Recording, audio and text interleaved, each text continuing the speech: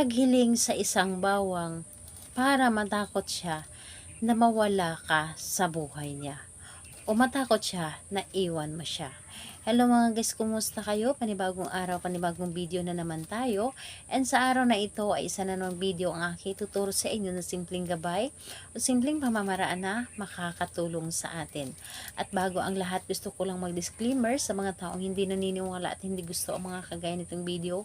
Please skip this video at maghanap kayo ng videos na gustong gusto nyo dahil ang video na ito ay para lamang ito sa mga taong naniniwala and gusto mag-try.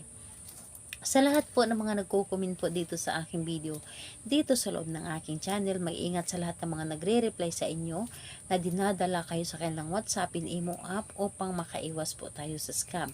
Ngayon po ituturo ko sa inyo paano siya matakot na mawala ka sa buhay niya.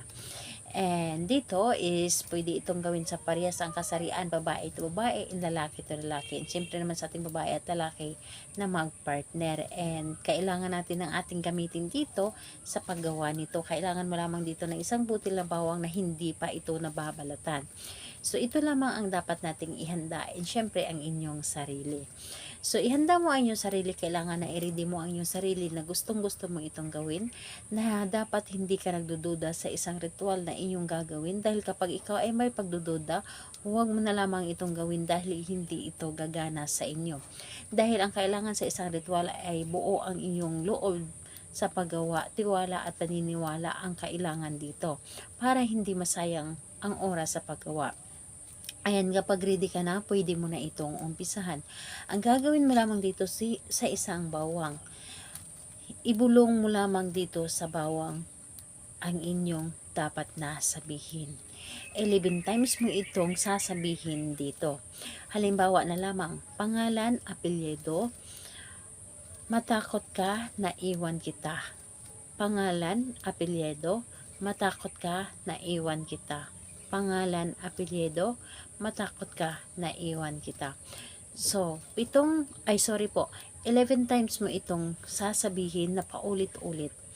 At hindi lamang ito basta-basta na sasabihin mo lamang, kundi nanggagaling ito sa yung puso mismo ang inyong mga sinasabi.